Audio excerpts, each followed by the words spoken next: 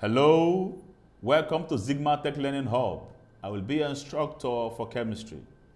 For this class, we are going to be taking our exercises from the ExamGuide app. If you don't have the application already installed on your device or on your phone, I will want you to download the app in order to follow along in this class. ExamGuide is a leading educational app that helps students prepare adequately for various exams like UTME, post-UTME, WEAC, JCE, KCPE, IJMB, JUPEB, Calbepedia, BECE, JSCE, NCEE, NECO, etc.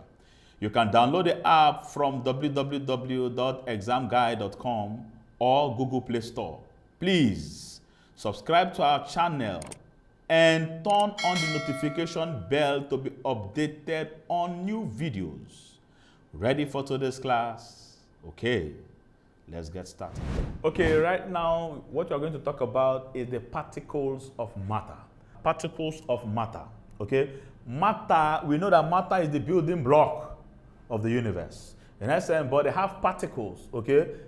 Particles that make up this particular state of matter. Everything in life are composed of particles, okay? The food you eat is composed of particles. Even a human being is composed of particles. The chair, the stone, water, everything are composed of particles, okay? So next, the particles of matter is defined as the smallest units of matter.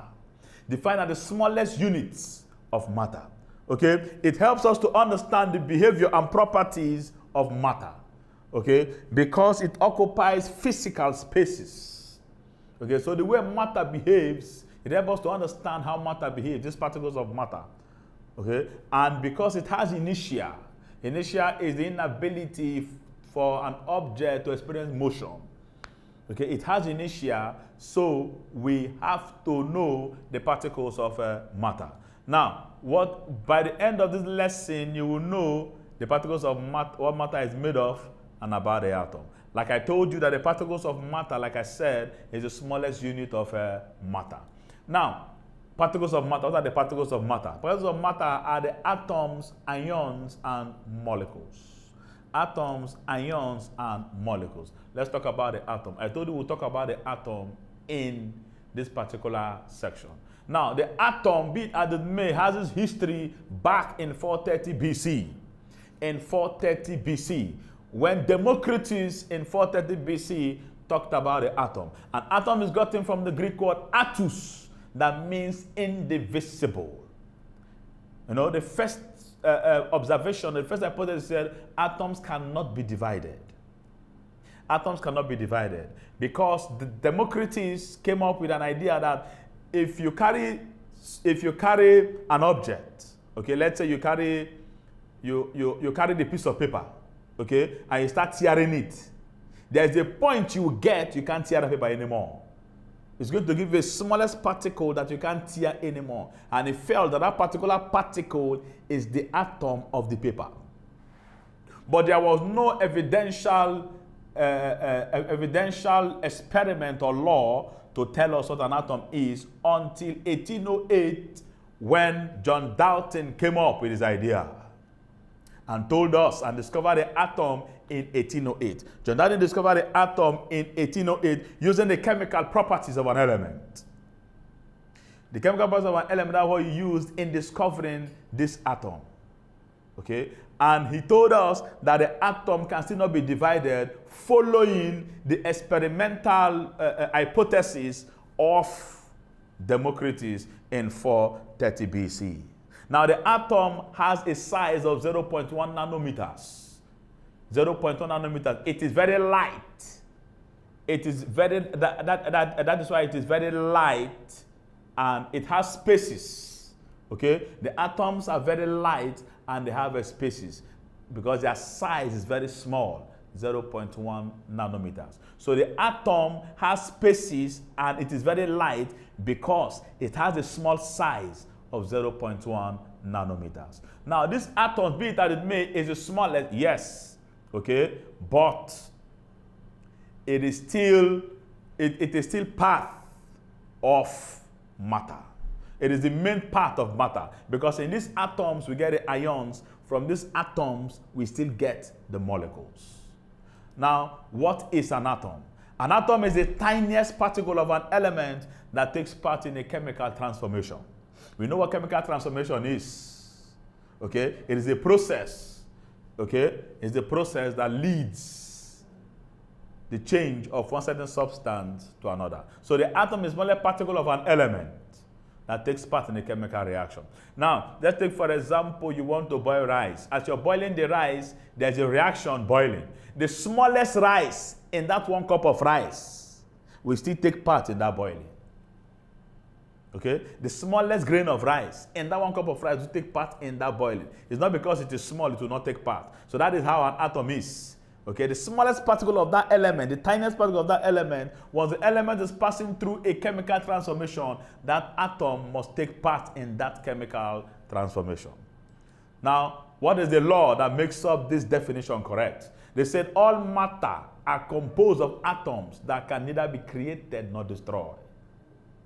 All matter are composed of atoms that can neither be created nor destroyed.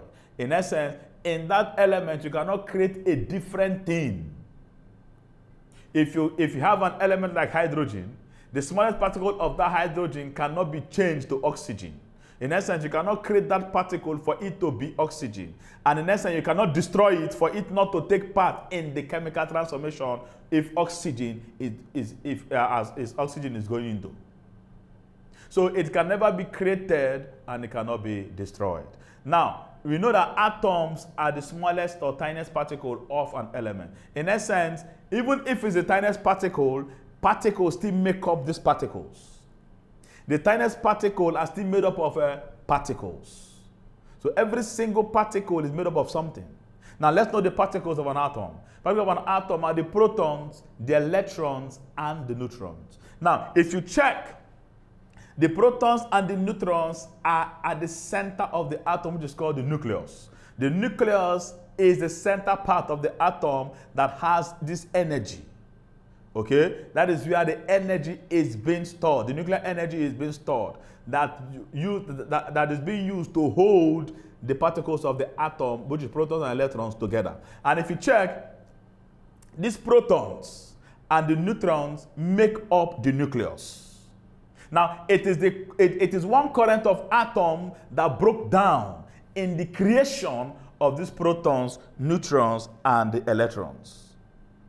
And these forces, okay, that brings them together. There are 3 forces that bring these protons, neutrons, and electrons together. They are the nuclear force, the electrical force, and the intermolecular forces. The nuclear force are the forces that comes from the energetic strength of the nucleus, which is the center part of the atom. The electrical force binds the protons and the neutrons and electrons together because of their charges, and the intermolecular force are the forces that exist between atoms. Now, if you check the neutron and the proton, they are inside the electron. Now, the proton, the number of protons in that atom, the number of protons in that atom is called atomic number. The number of protons in the atom is called atomic number. While the number of protons in the while the number of protons and the neutrons together is called the mass number. The number of protons in the atom is called the atomic number. While the number of protons and neutrons in the atom is called the mass number. Now, if you remove the neutron, in essence, the mass number can still be the atomic number and the neutron. So if you remove the neutron, the mass number and the atomic number will become the same. How? Let's say oxygen has a mass number of 16. Okay? And it has an atomic number of 8. So calculating 8 plus 8 gave me 16 as the mass number. But if I remove the neutron, what will remain is only the atomic number. So in essence, the atomic number and the mass number becomes the same because the neutron has gone out. When the neutron goes out, the atomic number and the mass number will become the same. Now, if you check, the electron is at the outer shell of the atom. In essence, it goes round the atom, and and makes that particular space its electron orbit. It makes it its electron orbit. We will know what it means when we talk about the electrons now. So, be it as it may, the proton and the neutron coming together in number is called the mass number. It's called the mass number. Now, the electron, okay, and the proton have the same number in the atom. The electron and the proton have the same number in the atom. In essence, it makes the atom electrically neutral. Why? Because the proton is the positive charge of the atom. The electron is the negative charge of the atom. Both of them have the same number. So no one is more than any. No one is bigger than the other. So in that context, the charge there will be neutral. If now, for example, there's a fight, or let's say, there's a fight, and the two parties, they had a very serious fight until the last round, and they had the same point. That fight will become neutral because nobody won. That's the same thing with the proton and the electron. They have the same number. So since they have the same number, nobody won. Nobody's charge is bigger than the other. So it makes the atom electrically neutral. It makes the atom to have a neutral charge. Now, we'll talk about particles. Now, the first particle we'll talk about is the proton. But first of all, the proton is equal and opposite to that of the electron. How? Equal because it has the same number. Okay? It has the same number with the electrons in the atom. Opposite because they are different, they differ in charges. Like I said, the proton is the negative and the electron the positive. Now, the protons. The proton, be it as it may, was discovered by Lord Ernest Rutherford. Lord Ernest Rutherford in 1920. He discovered these protons in 1920. But before then, William Prut theorized it. Okay? William Prut made a theory of it. He talked about it before these protons was discovered in 1817. William Prut talked about this thing in 1817 before the protons were discovered. He theorized it. Okay, he made a theory of the proton based on what Democritus did in 430 BC. Now, Eugene Goldstein in 1934 gave us an evidence that these protons is existing.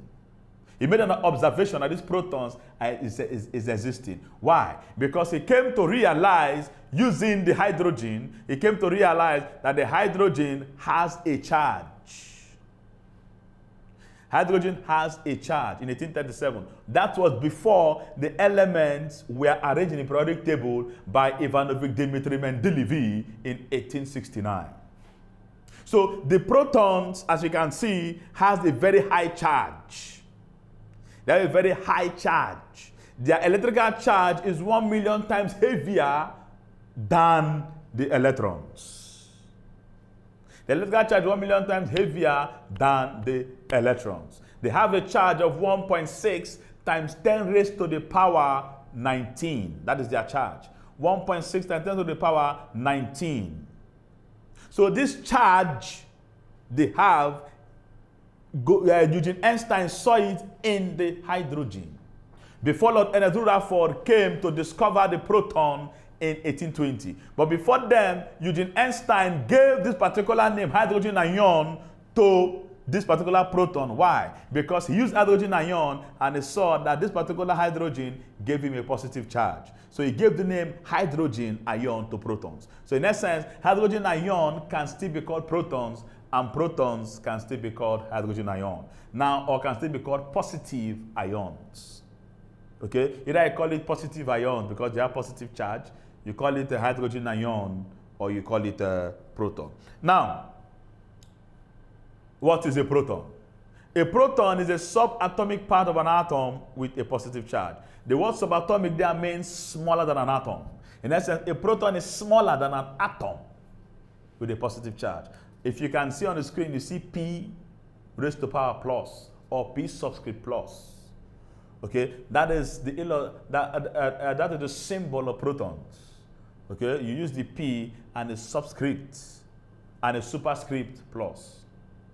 Now, like I said, the proton is equal and opposite to that of the electron. Now, the proton, what is the charge of the proton? Okay, William Prundt is the person that gave us the charge of the proton using the hydrogen.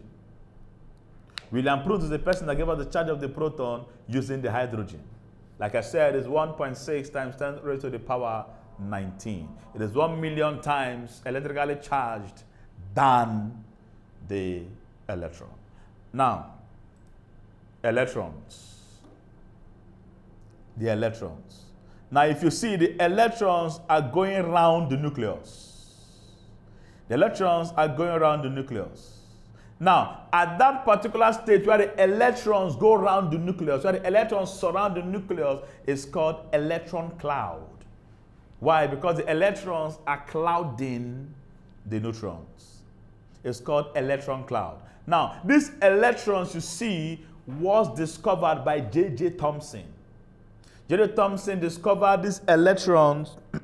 J.J. Thomson discovered these electrons. He discovered the electrons in 1935. Now, when he discovered these electrons in 1935, there is a basis of these electrons. Okay? As you can see, they are rounding. They are going around. But before that, the electrons were theoretized by Rutherford in 1920 when he discovered the protons. He knew that some substances might come out. Since the proton is positively charged, there must be an opposite to him. Now, as the electrons are going around, like I said, the electrons makes that particular space or that particular circle its orbit. It is at the outer shell of the atom. It's going at the outer shell of the atom. I told you the electron cloud. Okay? The electron cloud. Electron cloud is a system where the electrons surround the nucleus. That red thing there is the nucleus, the center part of the atom. Now, these electrons that go around its orbit, as it's going on, it makes it its orbit. Now, the electrons that go around, it is going around the outer shell of the atom, and that outer shell of the atom is called the valence electron. It's called the valence shell. And those electrons that are inside the valence shell are called valence electrons. Those electrons that are going around are called valence electrons. They are highly reactive. They are highly reactive. Now, let's know what an electron is. Let's know what the valence electron is. A valence electron is a single electron or more than two. A valence electron is a single electron or more than two electrons in the outer shell of an atom that is responsible for the chemical properties of that atom. It's a single electron or more than two or more electrons in the outer shell of an atom that is responsible for the chemical properties of the atom. Like I said, these valence electrons are the electrons that are found in the valence shell, which is the outer shell of the atom. And they are responsible for the chemical properties of the atom. Why? Because they are highly reactive. They are very highly reactive. Okay? They are very highly reactive. Now, definition of an electron. What is an electron? An electron is a subatomic part of an atom with a negative charge. That particular part of atom that has the negativity, that is electronegative, is called the electron. Now, if you look at the electron, it is an outer shell, and there's a distance between the nucleus, which is the red part, to the particular outer shell of the atom, which is the electron. And that distance is called atomic radius. In essence, the atomic radius is called the atomic radius. That distance between the atom and the electron in the outermost part of the atom is called atomic radius.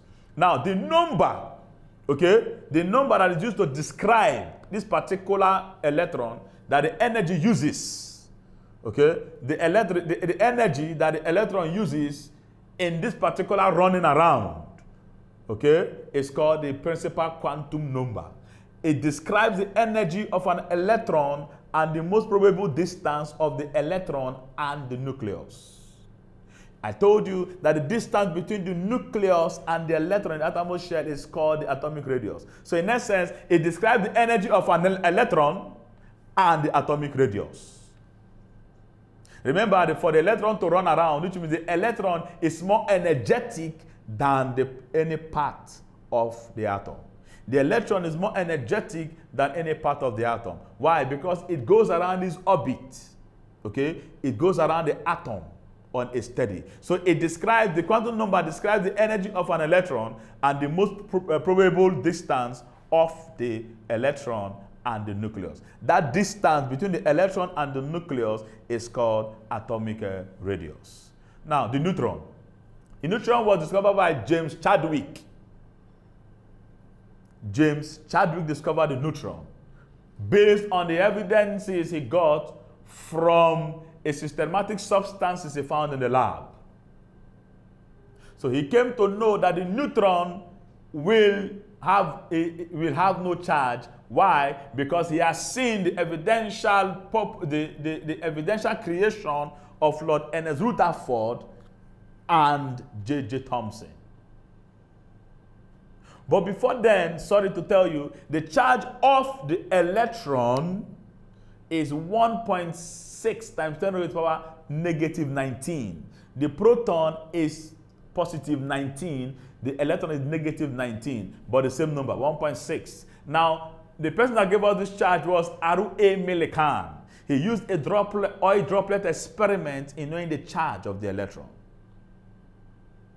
The neutron, like I said, was discovered by James Chadwick, following the observations of Ernest Rutherford and J.J. Thomson. J.J. Thomson discovered the electron, Joseph Thomson discovered the electron, while Rutherford discovered the proton, and Chadwick discovered the neutron. Now, the neutron contains nothing. Okay? What gives the neutron strength is the proton in the nucleus of an atom. The neutron now stabilizes the charge of the proton. It stabilizes it. Okay? Without this stability, the proton will be rigorous in electrical charges. So the neutron is slightly heavier than the proton.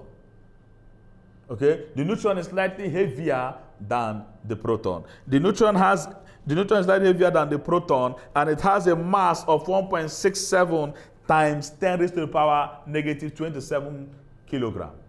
1.67 times 10 raised to the power negative 27 kilogram. The same as the proton. Okay, the mass of the proton is 1.67 times 10 raised to the power negative 27. It has the same mass, but the neutron is slightly heavier than the proton. Now, what is a neutron? A neutron is a subatomic particle of an atom that possesses no charge. It has no charge. Okay, it is chargeless.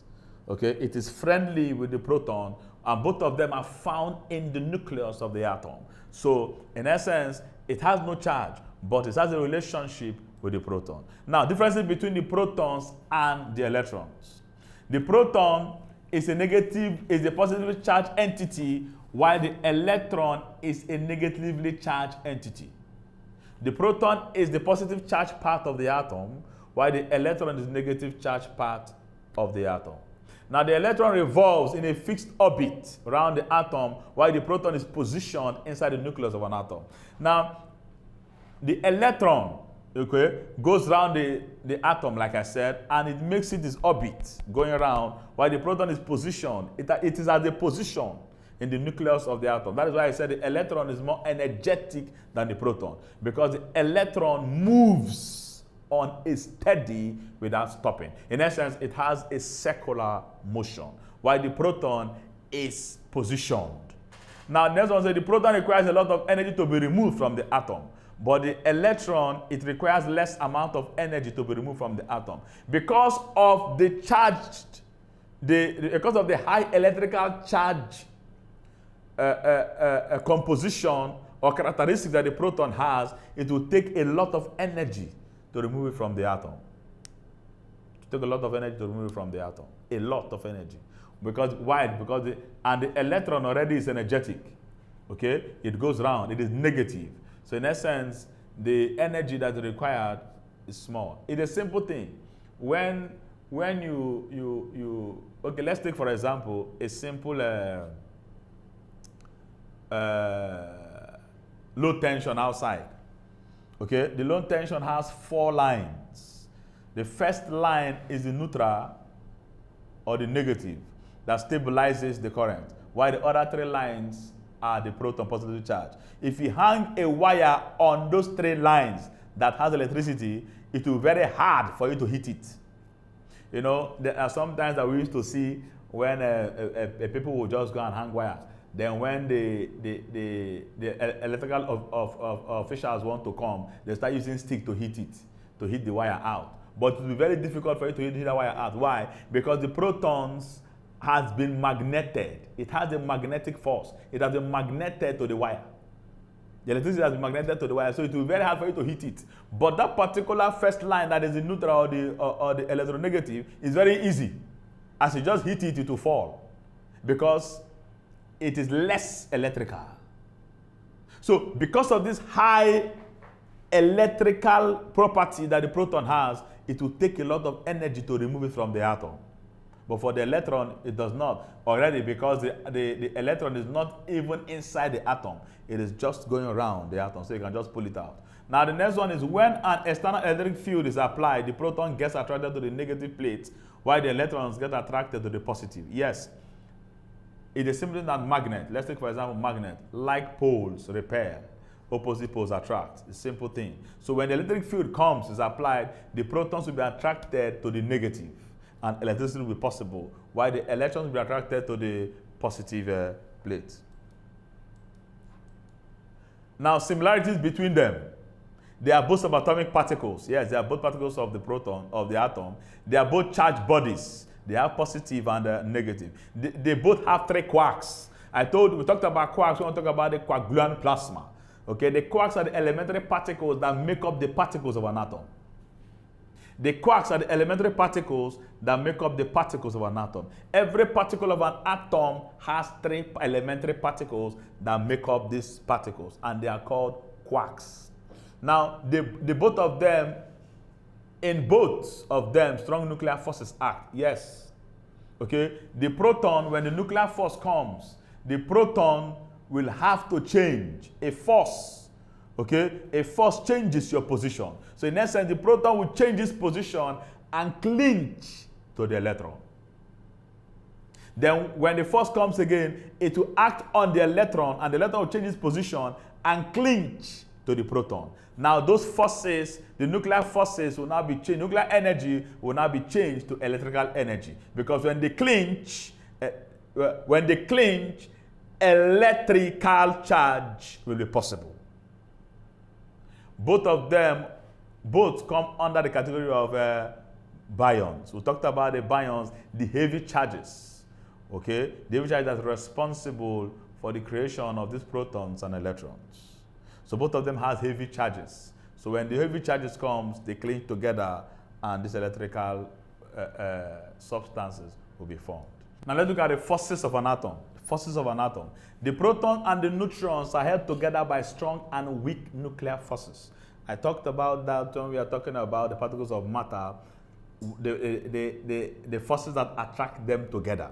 Okay? These nuclear forces are forces that comes from the nucleus of the atom, based on their energy. The energy is being used to bring these protons and neutrons together.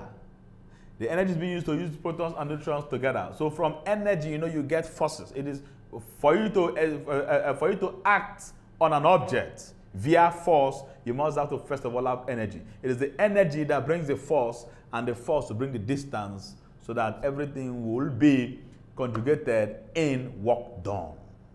So these particular nuclear forces are sometimes strong and they are sometimes weak. When they come, they connect the protons and the neutrons together. This is where the energy it comes from the nucleus. Remember, the protons and the neutrons are inside the nucleus. So for the atom to hold it, okay, it must have to bring out this energy from that particular center, which is called the nucleus. And the energy there is called the nuclear energy that brings out the nuclear forces. Now, electrical attraction holds the electron and the protons. Like we talked about the magnet. We talked about the magnet. Like poles repel and opposite poles attract. It's the same thing with the protons and the electrons. Okay, the electrical attraction will hold both of them together. They will be attracted electrically. Why? Because electricity is magnetic. That is why it is called an electromagnetic. This is magnetic. That attraction is magnetic. Any word here, attraction. So it is electrically attracted. Both of them are electrically attracted. Okay? Both of them are electrically magnetic. Now this attraction there is magnetic. So it is called electrical magnetism. It is this electrical force, this electrical energy that will attract them together via the nuclear energy changing to electrical energy. When the nuclear force holds them together, okay, they get attracted. That attraction is an electrical attraction that brings them together. Why? Because they contain electrical charges. The electrons are the negative and the protons are the positive. So this charge brings them together for the formation of electromagnetic field. Now, electrical repulsion repels protons away from each other. Repulsion means its inability to attract. Okay? The repulsion separates them. It separates them. Take, for example, when electricity is magnetic because of their charges. Okay? When you put two wires together, two conductors together, they magnet. Okay? Now, you can still remove them again. You can still remove them again. Now, when you remove them, it becomes repulsion because they do not attract. Let's take, for example, when your light is off. When your light is off, it is easier to separate the wire than when the light is on. Because when the light is on, the electrical attraction is there. But when it's off, the repulsion is there. Their inability to connect together will not be there. Now, NB, I said the attracting nuclear force is much stronger than the electrical repulsion.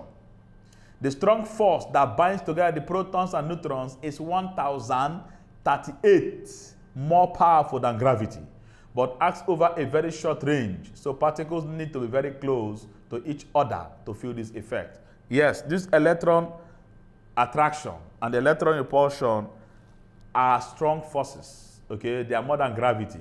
But gravity acts from a long range. Okay, now for this particular protons and neutrons to connect, they must have to be close. They must have to be very close. They don't need to be. They do not need to be far. Now the electron in the outermost shell, if you check the electrons went round its orbit, the first circle, and went to the next circle. So in essence, it is now closer to the proton. If you check when I talked about the electrons, you'll see the illustration there. Okay, the electron was going around the orbit. The first circle now entered the second circle. Okay, now that second circle is now closer to the nucleus where the proton is. Because if they are not close, they cannot be attracted together. The magnetic force cannot be there for the attraction.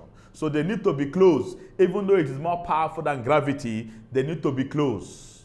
Very close before that attraction will be there. Now, let us look at a theory that modifies this atom. Okay, modification of the Dalton atomic theory. It just John Dalton just brought out theories, but the theories were modified based on some discoveries that some scientists brought out to disqualify some of his atomic theory. Remember, he was the person that discovered the atom. So he gave us a theory to guide or to make his discovery relevant, to make his discovery a fact. Now, the first one, the atomic theory states that everything is composed of atoms, which are indivisible and indestructible building block of matter. Remember, the matter, now you said the discovery of subatomic particles made it wrong. The discovery of the protons, neutrons, and electrons make this discovery wrong. He said it is indivisible, but it has been divided by 3 scientists. It has been divided into protons, neutrons, and electrons. He said it is indestructible. It has been destroyed into 3. Rutherford brought out the proton. J.J. Thomson brought out the electron, and Chadwick brought out the neutron in the atom. So in essence, this particular theory is wrong because the atoms have been divided into protons, neutrons, and electrons. Now, in the next one, he said all atoms of our element are identical. Isotopes made this statement wrong. I told you isotopes are atoms that has the same atomic number but different mass number. In essence, the atoms are not identical. If they can have the same atomic number and have a different mass number, so they are not the same. So in essence, this statement is wrong. The next one is say compounds are produced through different whole number combination of atoms. It's correct because some compounds contain few atoms per molecule and some contain thousands per molecule. Take for example the tetraoxosulfuric acid. They have different whole numbers. The H subscript 2, SO subscript 4. The H there has 2 molecules. The sulfur they have 1 molecule, and oxygen there has 4 molecules. So the different whole numbers came together in combination to form a compound. In essence, the number of atoms in that particular substance can be 2 plus 1 plus 4. 2 plus 1 plus 4, which gave us 7. So there's a number of atoms in that particular compound is 7.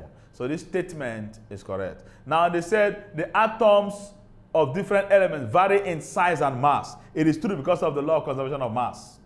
It said atoms can neither be created nor destroyed, the atomic law, but only change from one form to another. So the atoms of different elements vary in size and mass. Vary means they are the same. When they form the product, they become the same. In water, if you look at water, you do not know the size of hydrogen or the size of oxygen. But before the formation, you know that hydrogen is 2 and oxygen is 1. So they will have the same. Now the water, if you measure the water, the hydrogen and the oxygen will give you 1 mass because they gave you 1 product, which is water. Now, the last one is a chemical reaction results in the rearrangement of atoms in the reactants and products and product compounds. Accepted. It's still accepted because the hydrogen has been rearranged. The oxygen has been rearranged. Both of them came together and formed the water. They have a different rearrangement. When we talk about chemical reaction, we said it leads to the chemical transformation. In essence, it has been transformed from one phase to another. It has been rearranged from one phase to another. The reactants are being changed, are being different from their main characteristics. So we have come to the end of this section or this class. But before we leave, we'll use our exam guide to know what we have learned so that we can be able to understand every single lesson that you have gotten today. Now 2015. Let's look at 2015, number 1. They say the negatively charged particle in an atom is the... I told you of the charges in an atom. I told you of the protons, the neutrons, and the electrons. Okay? I told you who discovered them. I told you their mass. I told you their sizes in mass. And I told you that the protons are positively charged, the neutrons has no charge, and the electrons are the negative charge. So the answer is A, electrons. We'll go to the next. We'll go to the next question, which is 2018, number 42. 2018. Let's go to number 42. Atoms are electrically neutral because they... I told you that I told you about the protons and the electrons. Okay, I told you that the protons are equal and opposite to that of the electron. In essence, equal means they have the same number. They have the same number, that's why they are equal. Opposite means they have different charges. they have opposite charges. So in essence, the answer is that they contain equal number of protons and electrons. That's the answer. Let's go to the last question. That is question 2021, number 50. 2021. 50. Because of time, we will not take much. This will be the last question we'll take because of time. They said, which of the scientists discovered the electron? Which of the scientists discovered the electron? James Chadwick, the name James Chadwick there was the person that discovered the neutron. And Rutherford was the person that discovered the proton. Okay? And I told you that J.J. Thomson, which is Joseph J. Thomson, discovered the electron. Thank you for participating in today's class. You can practice more questions using the ExamGuide app. The app scores and gives a detailed explanation of all the questions at the end of your practice test.